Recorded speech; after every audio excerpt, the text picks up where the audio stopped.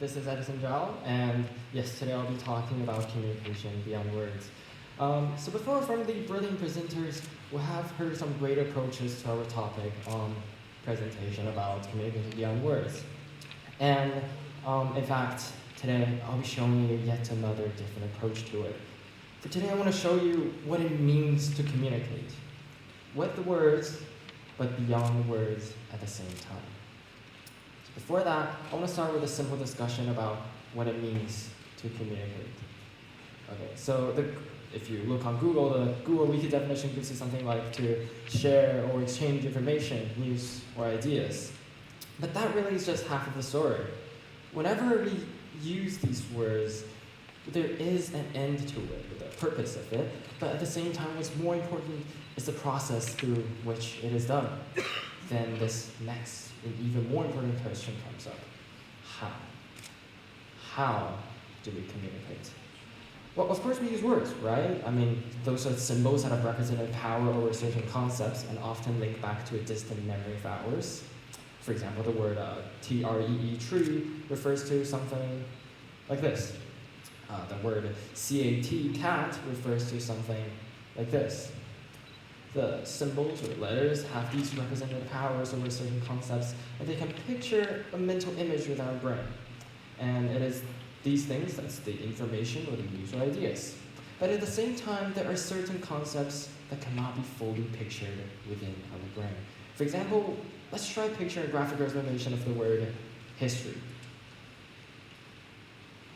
Well, if you picture something like this, it really is just a single historical event in place, in this case, the French Revolution to be exact. It does sort of represent the word history, but it's not the entirety of that word. And if you think this is not a convincing enough example, then let's try picturing the word happiness.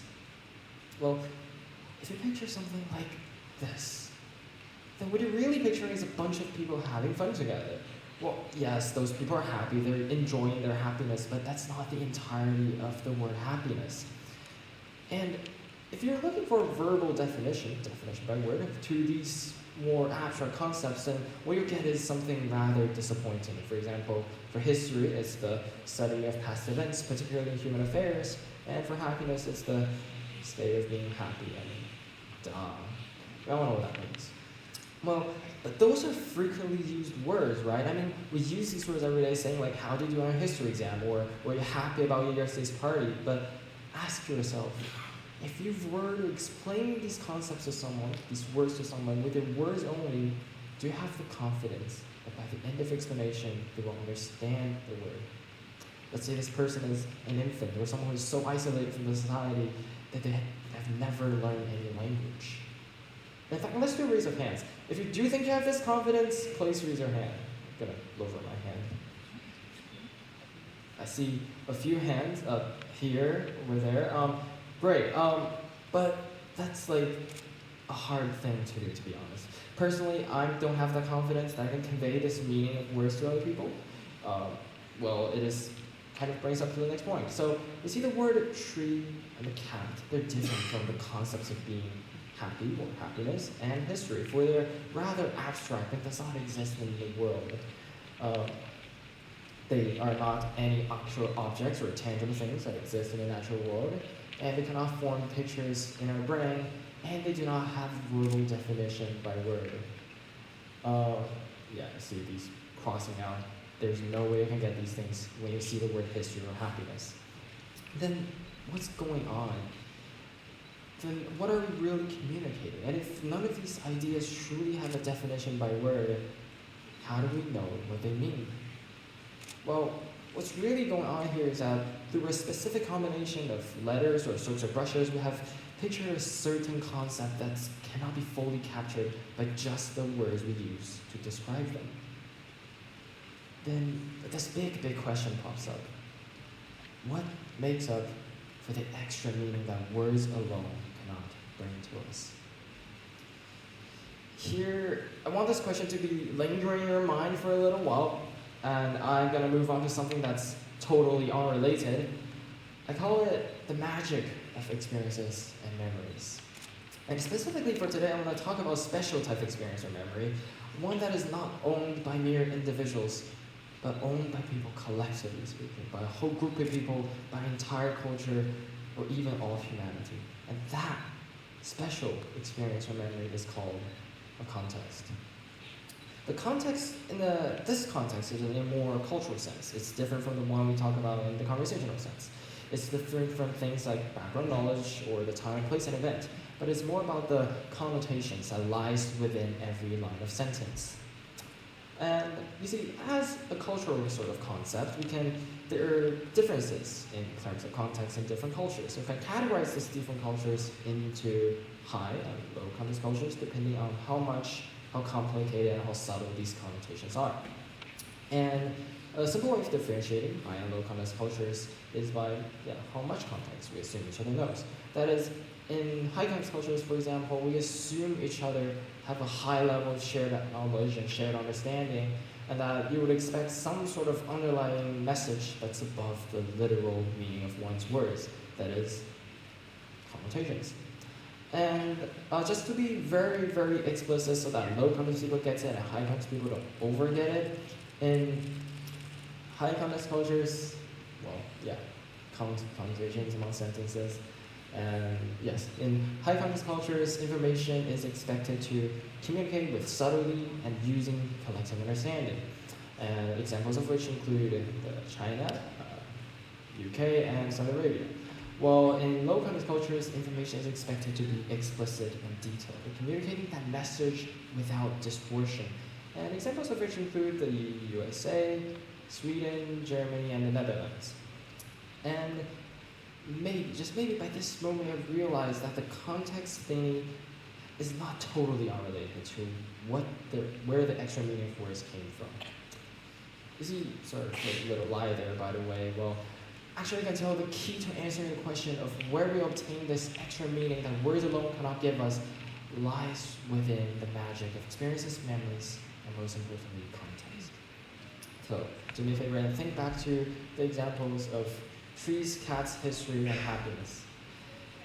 You see, I can tell you that our personal experiences shape and define the meaning of words for us. It is just that in the meantime, the amount of experiences and the complexity of it is different to understand the words of tree, cats, history, and happiness. Let's go back one slide. So, yes, for example, we can get the gist of trees and cats for the rather simple and concrete objects. We can see and touch them in the physical world. But on the other hand, for the word history or happiness, they're rather abstract. They require much more and more complicated experiences and memories, and thus that requires a collective experience. And in that sense, you might be questioning, but don't everybody has different experiences or different memories? And if things does not exist in the real world, how are we supposed to make sure that we understand words the same way? But yes, indeed, we're using the word history or the word happiness practically the same way and communicating the exact same message. Here I can tell you, it is the magic of context playing in real time. What is truly going on here is that through building up a context, we can collectively understand concepts.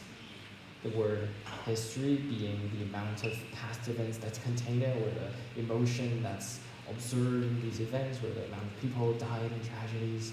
And the amount of happiness is understood through context as well. The experiences, the happy experiences you've gone through, or the lack of happiness you have gone through. It is through this collective understanding can we truly understand words and communicate beyond words. So let's finally just properly answer the question of where we obtain the extra meaning that words alone cannot give us.